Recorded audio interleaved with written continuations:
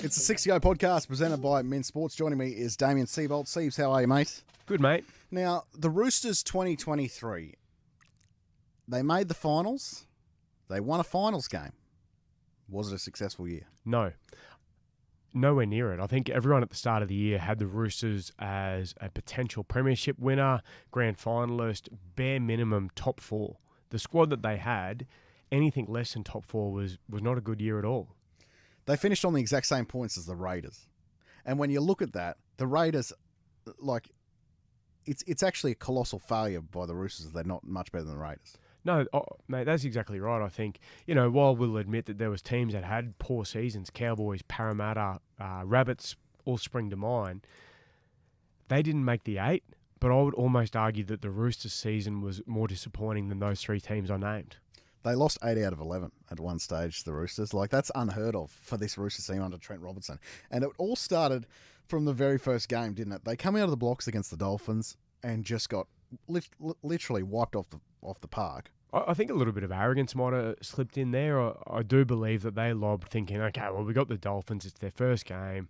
Yeah, it might be tough for a little bit, but we'll just roll through the motions, get the job done and move on. And they had their pants pulled down. A few talking points around the year for the Roosters. So one of them is Brandon Smith. Yeah. Definitely had a down year. There's no doubt about that. And for someone who he left the Storm to play hooker. Yeah. That's why he left. So for him to go to the Roosters and not perform at a level, he didn't play that bad at hooker when he was in Melbourne. No, he didn't. He also probably played his best footy when he was playing 10 minutes of a hooker and 30 to 40 minutes at lock when he was at Melbourne as well. So he was disappointing. He played some good games at the back end of the year and he clearly had lost some weight. I'm not sold on Brandon Smith being an elite hooker. He needs to have a really good year for me to change my mind there. He has elite hooker traits and moments. But he also has traits that you need to see. Like, his passing for a hooker, poor. You wouldn't accept it at New South Wales Cup or Queensland Cup level at times. So there's things there that he does that are elite, but there's things that he just needs to really keep working on. And I can imagine he does, but there's big improvement there for him. And I should have rephrased it because you're 100% right. He has elite moments. Yes. Where he brains them and has these great runs from dummy half in particular. And defensively, he's always going to hold up. But you're right. The number one thing is his service from dummy half is poor. There's he's one of the worst in the competition. And then catapulting onto that, it then snowballs and the issues for the Roosters. Sam Walker was dropped in the middle of the year, eventually brought back in. In 5 years, is Sam Walker playing in the halves for the Roosters? No. I said that at the start of the year and I stand by it. Sam Walker is not a poor footballer. He is one of the most skillful footballers going around. But there's guys that play local footy here in Rockhampton that have the skill set of Sam Walker. So it doesn't mean that you're automatically going to be an NRL player if you've got a great skill set. There's things that Sam Walker really needs to work hard on. And I think a part of their start to the season and the issues that they had was their own stubbornness in regards to not wanting to make a change, not wanting to adjust what they were doing, and standing by someone who clearly needed a rest. Now, they did end up dropping him, and the poor guy ended up hurting his knee as well, so he missed an extended period of time. We don't know whether he was going to miss a week or two when he got dropped or whether it was going to be, permanent because he got injured. So we're not too sure there. But I think that Sam Walker is someone that needs to work hard on his game. There's a lot of areas he needs to fix up, and a part of that is the reason why they struggled. It doesn't help these guys that a guy like Sandon Smith, who no one was talking about at the start of the year, came in and gave them a real spark, didn't he? Like, it was quite noticeable when he came on. And going back to Brandon Smith, again, consistency is probably all they need out of Brandon Smith. They don't need him to be 9.5 out of 10 one moment and then 3 out of 10 the next. If he can find a way to be a 7.5 out of 10, for 80 minutes or 60 minutes each week, they are going to get a great footballer. And I don't know if on and off the field, I don't know if he thinks about what he does. they bring in Dom Young. We spoke to Elliot Lovejoy about this, who is going to add an immense presence straight away. You know, you don't score 20-plus tries flukishly. And the physical athlete he is, he's going to dominate. Well, they're going to have some fair-sized wingers, aren't they? Yeah. So, you know, they're going to get themselves out of trouble. Teddy's yardage is the Immense. best part about his game. So there is no reason why they're not going to be in attacking positions for the majority of football games. And we spoke to the eye test guys a few weeks ago about, you know, the importance of starting your sets and where you start your sets. And realistically, the Roosters next year should be the number one team at it. Absolutely. And as much pressure as there was on them in 2023, it only goes up in 2024 because you bring in Dom Young, you bring in Spencer Leniu as well. Like, if they aren't in prelim weekend, something has gone horrendously wrong. Well, that's exactly right. And Trent Robinson has an unbelievable record over the 10 years that he was there. But let's not forget, he has had an unbelievable squad every single year.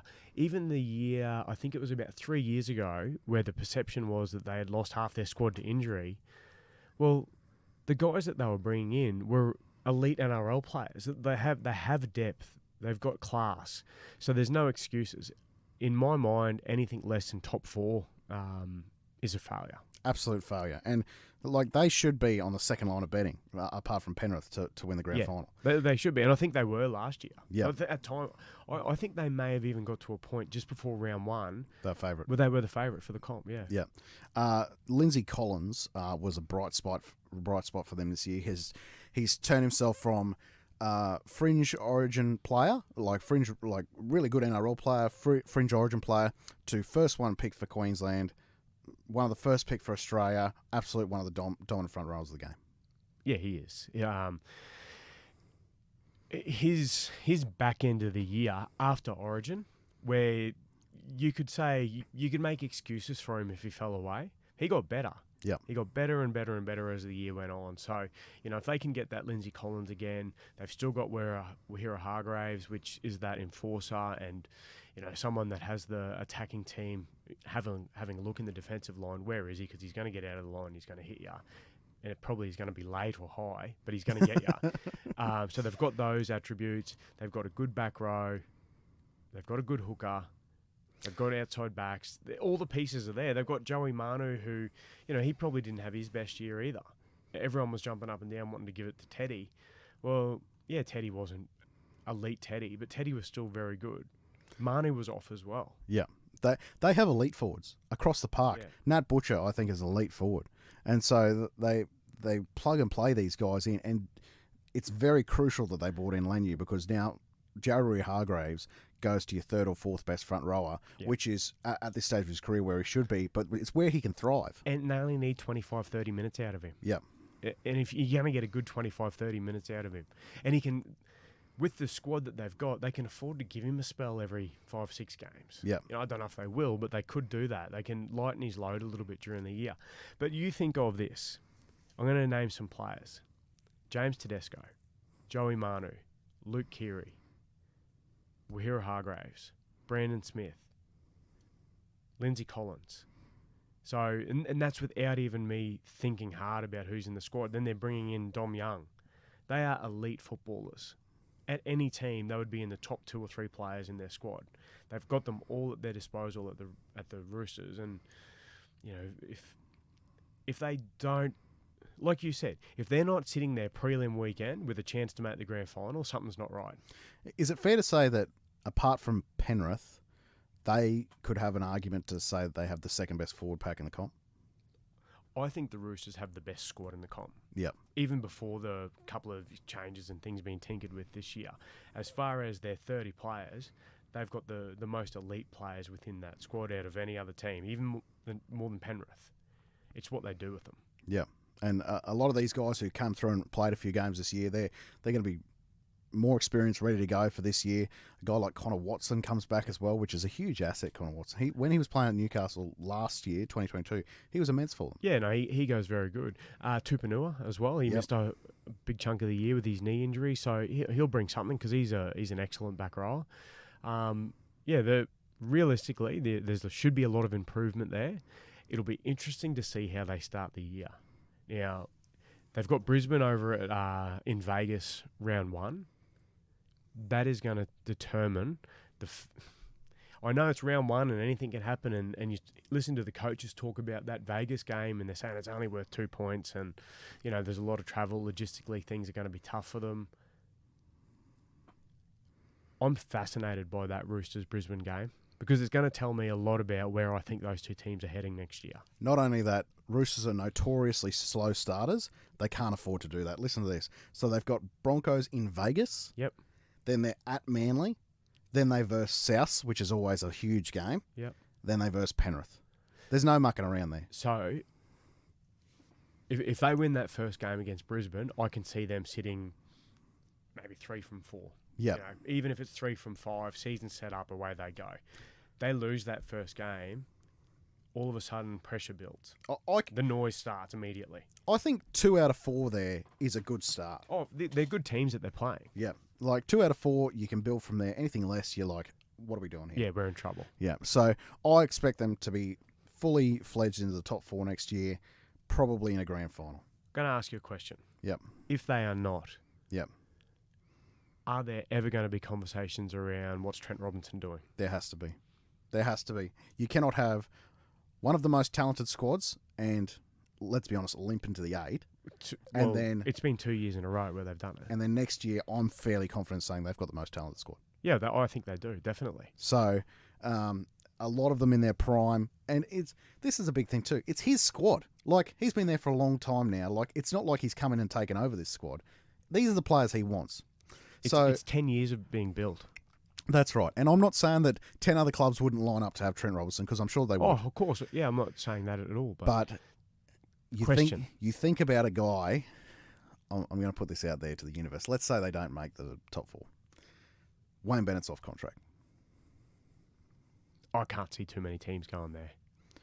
He'll be looking for a gig. Yeah, I know he will be, and he'll be putting himself in a position to get a gig I'm just saying. By planting things and doing things and manoeuvring. But I'm just saying Nick Politis would certainly look at it. If they didn't make the 4 with this squad, and you're trying to squeeze every last drop you can out of this squad now, because Teddy is, let's be honest, he's only getting close to the end. Rory Hargraves probably got 1 year left, maybe 2. Yeah. But certainly at the back end. So, look, I think there has to be conversation around a change. Yeah, well, definitely. If they're not top 4 flying, there will be. Absolutely. Top 4 for the Roosters next year. Anything else is a total fail. That's the 60 Go podcast.